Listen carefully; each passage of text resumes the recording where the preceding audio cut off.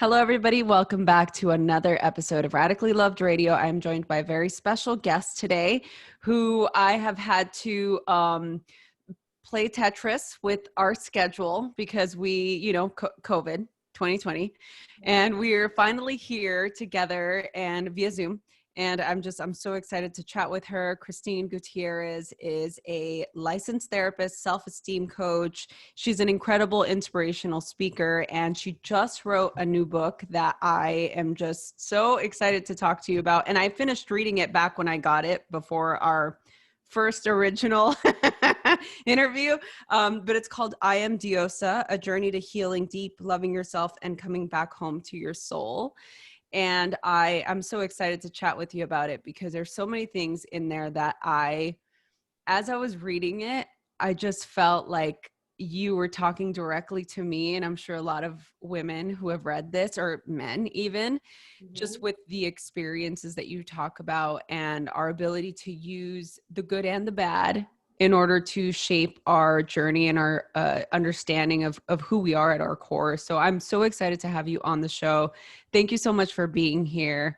And now is when I wish I had the clap track, but I don't because I'm not in the studio. I'm at home, but we'll figure it out. Thank you. I'm so excited to be here. So selfishly, I have a whole list of questions like for the listeners, but I personally, of course, have my own questions. Yes. And we'll start with listener questions first. What got you on, what was the pivotal moment that embarked you on this spiritual journey? Yeah, so I like to say that it started way in the beginning in my childhood. And I really do believe that that was where that seed was planted. And I always felt this deep desire to heal, to help. And particularly, I felt deeply connected to human suffering and suffering in general, and feeling like this child that was very sensitive and walked around with like this bleeding heart for the world and wanted to make a difference. And I remember, like walking down the street in Bushwick in Brooklyn, where I grew up with my mom, and asking her if I could talk to homeless people and asking them their story. And I joked that I was like this baby therapist. And I remember specifically wanting to like make eye contact with every single person that I could that felt marginalized, so that I would make them know that they were seen, that they were heard, that they were loved.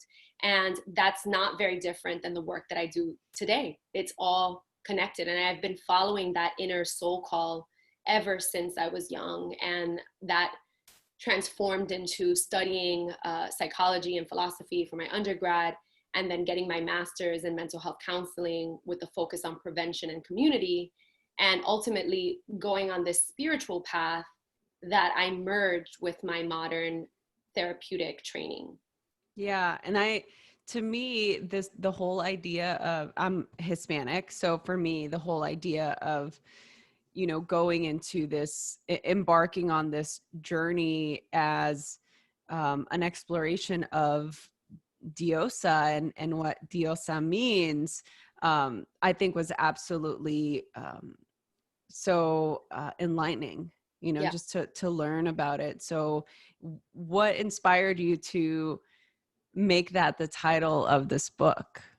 Yeah. I mean, I had been working with the energy of La Diosa, the goddess, for years before the book. And I have been working in this field for about 10 years. And so for me personally, working with the goddess, working with La Diosa, for me was a moment of realizing that there was a divine face of God, that there was a feminine divine face. And that in that I could reclaim some of that worthiness, because there's something to be said about symbols and what that does to our subconscious. And so knowing that really empowered me in deep ways. And so as I went through that spiritual journey by myself, I also began sharing what I was learning, as many of us healers are called to do. And for me, arriving at the name I Am Diosa, although I had been using that as my brand and my work for so long, it wasn't easy to own that as my book title. because I had a lot of different feelings around it. First of all, Mm. one book that was going to be out there in the world. And I was like, what the heck do I name it? Like, do I go for that? Originally, the working title that landed me my book deal was The Soul Call. And so there is a mention of the soul call in the book, and it's very in alignment with my work. It's not that it was so far into it, but it could have been something more aligned with your purpose in life or something like that. And so for me, I was also scared of the people that didn't speak Spanish. Although my community and who I serve is mostly Latinx, POC community, and like I say, white women that have gone through a lot of trauma that resonate with the POC experience. And so I was scared. I was like, what happens if people don't know what it means? And, Yeah. bugging out about that and really thinking about that. And I had to like talk to my husband, talk to my best friends, talk to, my book agent. And really it took me to the end of that journey, right before I submitted the final pass of the book, where I was like, fuck it, I'm going to name it I Am Diosa and own it. I'm going to do it. And really it was a coming to of my own cultural confidence of being like, it doesn't matter what anyone says, this is my work and this is going to resonate with who it's meant to resonate with. So it was also a deep moment for me too in owning that title. Yeah, like it seemed like it must have been a really cathartic process in the journey of writing this. There's so many things that I think are important during this process of really excavating the things that keep us from getting to that place. Even in that experience that you had, you're still doing that work, right? Yeah. I love that you talk about weighing both the good and the bad equally, right? In the process of our learning. I feel like in the spiritual community, we encounter a lot of spiritual bypassing, with people just wanting to focus on the good. You want to sweep the bad under the rug. You don't want to talk about your trauma, or you don't want to hear about somebody else's traumas because they're triggering, and so on. So I want to this is my personal question. Like, what is your opinion about that? And how can we navigate through spiritual bypassing for ourselves, like to avoid doing that and actually going into a place of empowerment and doing the work? Yeah, I love that question. I mean, I'm like, girl, where do I start? I know. There was such an emphasis on being positive. And while that is deeply important and is a part of my work, a lot of it was lacking meat and depth to the conversation. And so, for example, being happy all the time was this motto that was being spread, especially earlier on when I first got into the wellness kind of community. And I always felt there's something wrong or off about that, particularly because my life experience was so different from that. Like, it was so far-fetched, and having had an experience with trauma and early childhood abuse, and then, perpetuating that cycle and going into abusive relationships, that to me felt really unrealistic and also really discrediting to it was minimizing my feelings and my experience of saying, well, I have anxiety, I have PTSD, I am learning to heal. And what I needed more than anything was a more human approach. And really, as a therapist, what I saw that was missing was a validation of people's human emotions and the full spectrum of emotions, right? So like, there is no bad or good emotion. There are more difficult emotions to process, of course. And it's about giving ourselves the space to be able to say, hey, I'm feeling bad. I'm having a shitty day. And for me, what's terrifying is, having people read these books that are deeply suffering, and how dangerous it is for them. Not just like, oh, this is not a nice thing. It's dangerous, psychologically dangerous for people to read books or read messaging that shares this overemphasis on positivity and an underemphasis on how the brain actually works and how we need to own the depth of that journey. And so for me, it was really important to say to people, yes, of course we want to be positive. Yes, of course I use affirmations. Those things are all beautiful, but it cannot and it should not minimize the other conversations that's just as valid, which is that trauma takes time to heal, that there's layers of different kinds of experiences that you need to shed, that there's a process to this, that most healthy humans should have a good range of emotions, which is why it's terrifying for me when I meet like people that are in the yogi community and are like just like using their very, you know, hello, nice to meet you. It's fake. Yeah, so And fake. I fucking can't stand that, just so you know. Sorry. it's just no, Not sorry. yeah, it's like, it's not, and it's not that some people don't actually speak that. If you actually speak that way, fine. But what ends up happening is that even their range in tonality would become flat because they weren't allowing themselves to access their emotions. And what we know about our brain and how we heal is that we need to access and process those emotions in order for them to move through us. And so that was something that I knew I wanted to make sure that I highlighted in Yeah. that I do. Yeah. And I think that you did a beautiful job. I mean, even going through and talking about the importance of the inner child, right? Like addressing the inner child and the work that happens in that process. You know, it's such an interesting thing, just going back to what you said about that, the yogi, you know, the whole idea of being in this space, because obviously that's my realm and that's where I live. And for the longest time, I had a difficult time relating to that because I thought that that's what I needed to be. And it was so hard because it didn't reflect my experience, you know, and my own trauma and my own ability to, you know, aspire to be this thing, this person that I wasn't, and that didn't feel congruent with my insides, right? And so, and I feel like that's just for a lot of women, you know, we put so much pressure on ourselves to be and to keep it together Mhm. and to sweep things under the rug and not deal because it you know, it's frowned upon, or we don't want to be looked at as the victim, you know, that kind of thing. So what do you say to women who are struggling right now and feel like they can't talk about they don't feel like their trauma is important or noteworthy because they don't want to be viewed as the victim? Does that make sense? Yeah. So I think, first of all, if you've gone through a traumatizing event and you were actually a victim of something, domestic violence, child abuse, then owning that you were a victim to someone else's dysfunction can be a really liberating thing.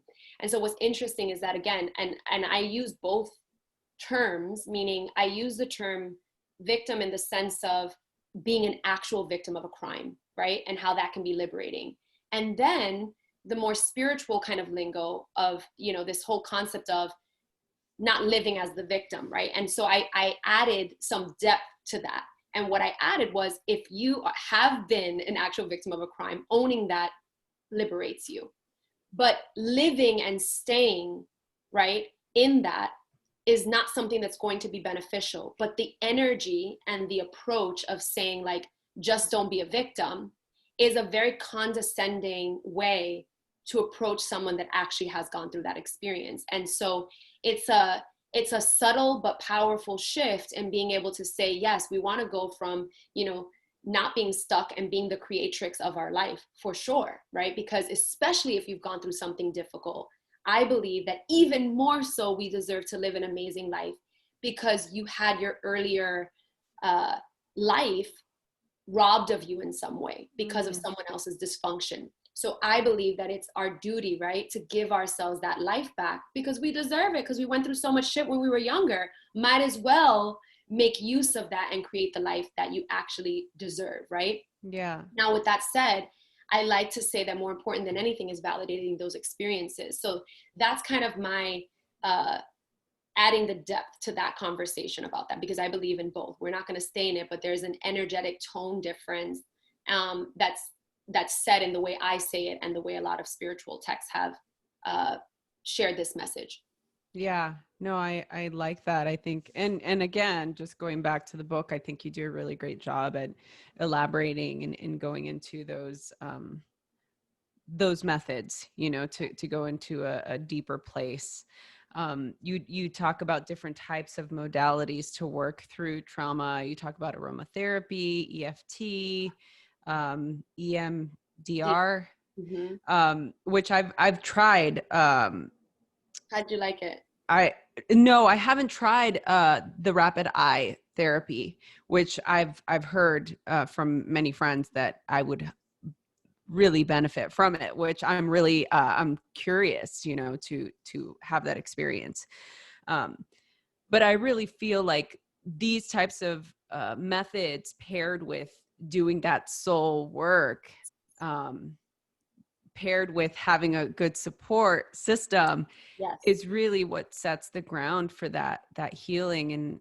And yeah, I'm just always in awe that we still encounter so much suffering, Yeah. you know, even having all these tools and all of these things, you know, we still go into this dark place. Yeah, but some of us, you know, this is the thing, right? Like I tell people, I may be an energetic person, I'm aligned with my spirit, but I wouldn't say that I'm a happy all the time kind of person. I'm more deeply reflective. I'm more emotional, I would say. But the trick is being able to accept who you are, accept the life that you were given, and even, you know, be be loving and kind to the experiences you've gone through. Because especially if you've gone through a lot, right, you need to be even more gentle and understanding that your foundation was rocked, right? So you need time to build a healthier foundation, and that takes a lot of gentle loving, that takes a lot of therapy, it takes a lot of support, like you said, it takes a lot of deep soul work. And you know, it's important to know that it's always worth it, right? There's always, the point is that we become healthier and able to manage our emotions better, right? Yeah. Not perfectly, better. And for me, that's important to remind myself as someone that has survived a lot of different traumas earlier on. I constantly have to remind myself, baby girl, you're doing a good job. And this is a mantra that I tell, you know, my clients all the time, like, baby girl, you're doing a great job. You're doing a good job. Because we forget that and we can be very hard on ourselves. So yes, and we can keep being kind to ourselves as part of the process and say, you know what, like I have come so far. I'm going to congratulate myself for where I am. This is a process, and I will keep learning new tools. Like I'm doing EMDR for myself right now as well. And I can give you my contact afterwards and share the resource for it. But it's important that we as healers, as holders, spacers, you know, we're holding space for all of this healing, that we're constantly saying, how can I nurture and allow myself to enjoy the life that I've created, right? So for me, where I'm at now is I'm constantly, and I say this in the book, like, this is not a simple before and after, right? Like I'm a living, breathing woman with a sea of emotions, right? I rise and fall like the tide. And so therefore that means that I'm allowing myself to constantly look at the places where I can deepen both my healing and my joy, because that's a part of the process too, is allowing us to experience joy. Yeah, no, I totally second that. You said that you work with a lot of women, a lot of Latinx women, women of color. What has been the biggest hurdle to overcome with therapy in these women? Yeah, I mean, so while I have that cap of being a licensed therapist, I kind of put it to the side and really stepped into being a spiritual guide. So I had less parameters to do my work. And so I let my therapy inform my, obviously my healing work. Mm-hmm. And so one of the things that I find that's so powerful is that, particularly in my Diosa retreats pre-COVID, when we were doing things in person, right? Yes. This would have been the 9th annual Diosa retreat. And I joke that it's like a spiritual surgery. And in many ways, a lot of what was in that retreat is in this book. And that retreat allowed people to break. It allowed people to have the space to not have to be so strong.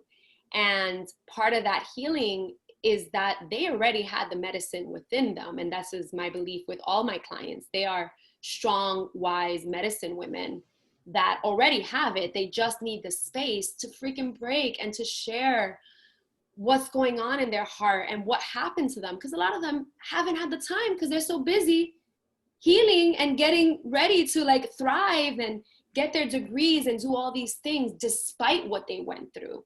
And so really what I do is become like this, you know, this mother, right? Like this holder of, and I hold them, and there's a lot of touch and love in the work that we do. And even if energetically, you know, we're not doing that in person right now, there's still an energy of that. And even in the book, there's an energy of, I'm holding you. We're in this together. I have your back. And so I haven't really found any major kind of resistance or any issues. Really, for me, it was this really effortless thing. And with my clients as well, that when they come to me, they're ready. And we make sure of that. Like the people that are attracted to my work are like, let's go deep. Let's do this. Yeah. And so, you know, obviously there's ups and downs in the healing process. There's relapse moments where you go back to the self-sabotage or that guy you couldn't go back to. And you're like, no, I shouldn't text him. And then you're lonely. You're like, you know what? I'm going to do it anyway. Totally.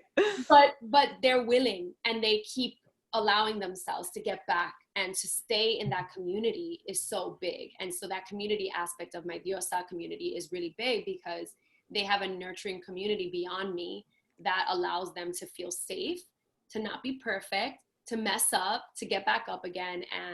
And there's been much success. And now in doing this for over 10 years, I get to see the before and afters. The women that were crying that they could never have kids and never get married are like in happy, healthy relationships, not perfect, but healthy. And that is such a gift to be able to see that before and after. Wow. Oh, that makes me so happy. And yes, the book does feel like I'm being held, and I could, like I said, I felt like you were speaking directly to me. It really, really resonated with me. Are you still working with people right now during COVID? Yeah. So I was earlier on, especially because there was so much mental health need. Yeah. I kind of did it very low key. I didn't really publicly share too much, because I knew I was working on the book and I had a lot going on, and we had bought a house and stuff. So I wanted to be mindful of my own energetic capacity. So I did in the beginning for very low cost for people that really needed it. And then I stopped. I focused on the book. And right now what I'm doing is really creating this community. And I will have very exciting news soon, and people can find out about it on my website. But we're going to be creating this very big global community of diosas all around the world, and this space for people to connect digitally, which is needed now more than ever, because we're not meeting up in person as much. Eventually we will, and you will still be able to find people that are local to you, and just really have that community. So that's going to be my main focus right now. Wow, that's great. Yeah. What has been the biggest issue that you found for people? Like, well, I guess this might be a personal question, but having all the tools that you have, how have you been dealing with 2020? Horribly, I feel.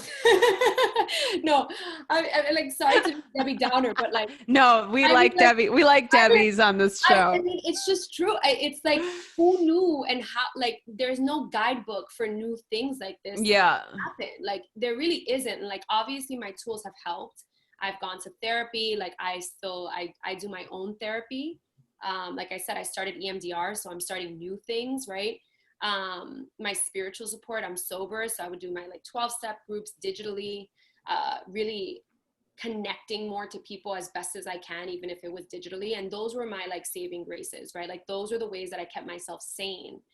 But keeping myself sane doesn't mean that I'm like thriving, right? Like, I still felt like, now I feel much better, but like, especially in the beginning, wow, I was like so nervous, so disoriented with like what to do, and constantly at home just doesn't work for me. Newly married, like stuck in the house. Like, my husband and I are both the same. We love to do things. We love to like flutter around like little butterflies and then like come back together. We were like, yay. I mean, just so we can all laugh together. I was like, yay, this is gonna be so exciting. We come back from our honeymoon, and then I'm gonna go do a little book tour, and we can like, I'll go there and you go to Colombia to go take beautiful photos, and we come back and we meet each other in another country. Like, this was what we liked. Instead, we came back, we bought a house, and we were in lockdown 24/7.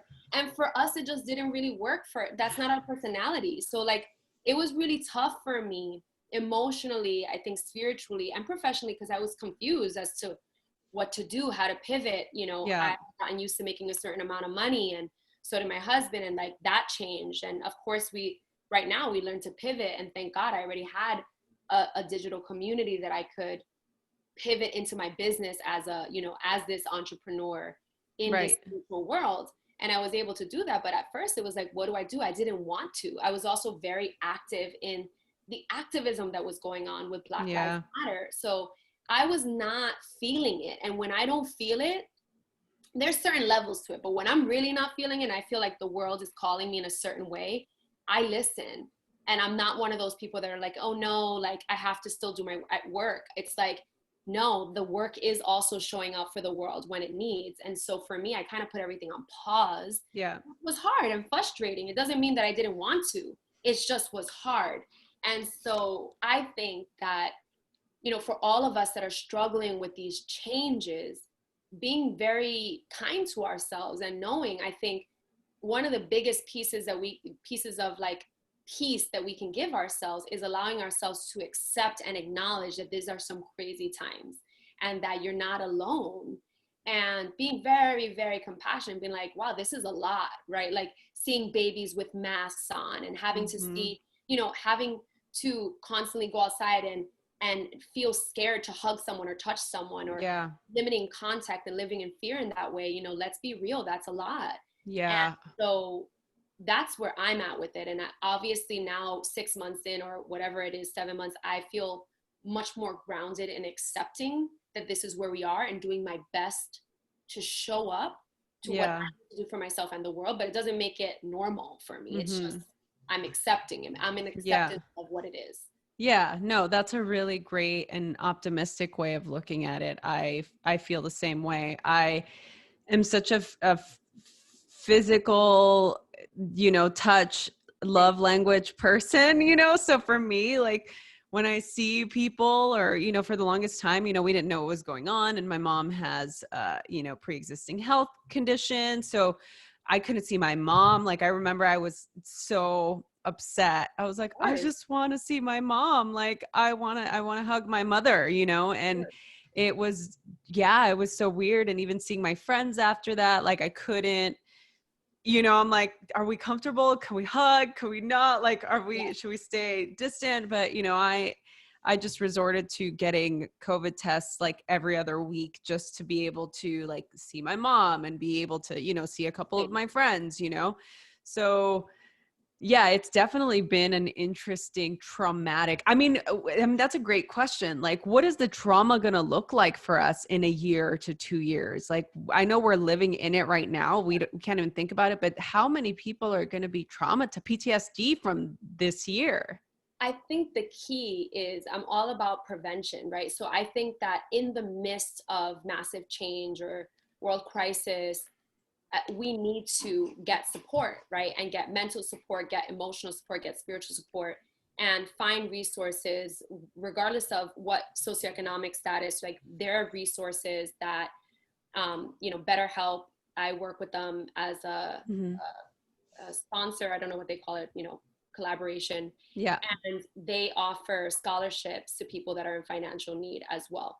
But having these sorts of resources right now to prevent, right, having deeper experiences of trauma or PTSD is what I think is most important, because right now we can still find those tools to process what we're living through so it doesn't stay in our nervous system. So we're not avoiding, dismissing, numbing it, because what's happening is that a lot of people without those tools are resorting to old coping mechanisms, right? And also destructive coping mechanisms. And what we want is to really make sure that if we are leaning towards that, even if it's an emotional negative coping mechanism or old thoughts that were coming back, I noticed that for me wasn't necessarily, going to negative like drinking or anything like that, but I still noticed there were old patterns coming in. So, getting that support. And we're going to see that, right? Depression, isolation, all of those things, drinking more. So if you're noticing any of those things, get support. That's my biggest advice. And, you know, I rather us focus on that right now than anticipating what it's going to look like. Because right now we're still living through it. So we're going to Yeah. need it because we don't know when it's going to end really in the way that we're used to. Yeah. So let's all get support now to process what we're going through and to find certain things to really ground us. Like that can be, you know, right now, this is a very, really unstable time, but I know that if I eat well, if I, you know, Make better build my immune choices. system right now, exactly. At least I'm focusing on what I can do versus what I can't do. And that's very empowering to do during these times of crisis. Yeah, no, I totally agree with that. I think it's really important. I mean, I'm such a forward thinker, you know, like maybe that's why I have built a career in being present. Because I'm constantly projecting, like, what is this going to look like? How is this going to affect us? What is going to happen? And I really like that advice, you know, to just be in the experience and just do the best that you can. What do you think is the most helpful tool you've given to your students, your clients, the people that you work with? Honestly, love.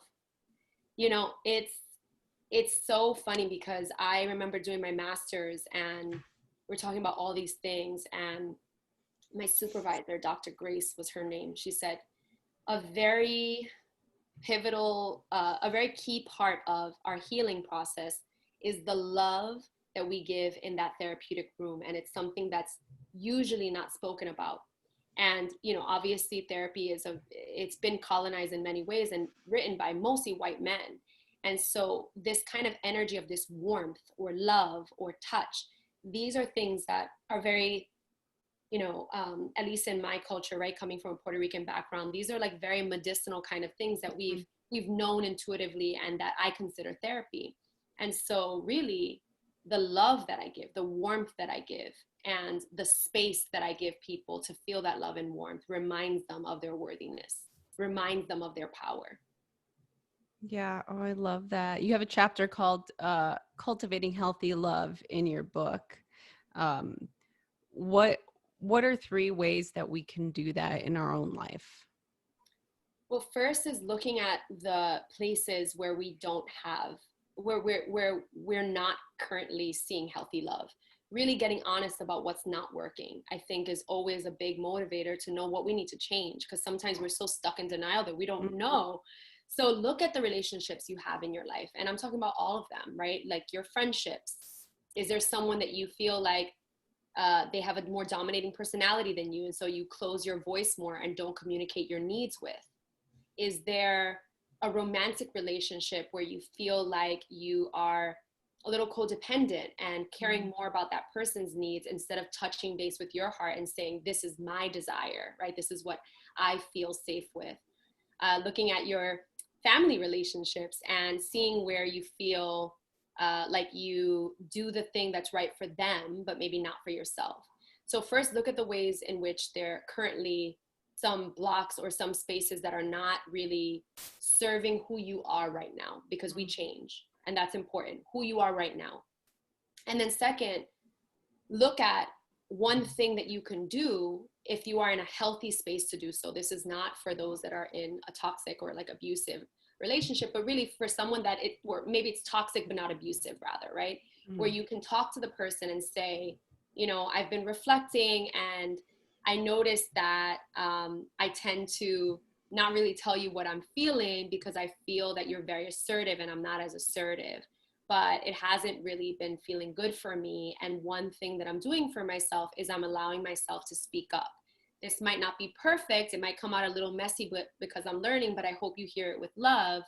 I wanted to say that I actually wanted to tell you no the last time when we wanted to go to this place and I actually wanted to give a recommendation for another place, but I got stuck. And Yeah, or like giving a specific example. exactly. Yeah, I like And that. so complimenting, so you start off with a compliment in the beginning to kind of say like, I really appreciate, you know, our friendship, or I appreciate this, and then put in your request for what it is you actually want. So I would love to ask for this the next time if I can actually be given the space, or maybe you ask me, you know, where would you want to go sometimes, and then saying a compliment at the end, just saying thank you for listening to me, I really appreciate these kinds of dialogues. But this is a really great way to start setting boundaries, to start asking for your needs. And then lastly, setting your standards, like really set your non-negotiable. Like if you don't ever want to be, you know, in a relationship again where you were called a name, for example, or you know, something that's like, this is my non-negotiable, this is my standard as a diosa, I want to make sure that we set the standard.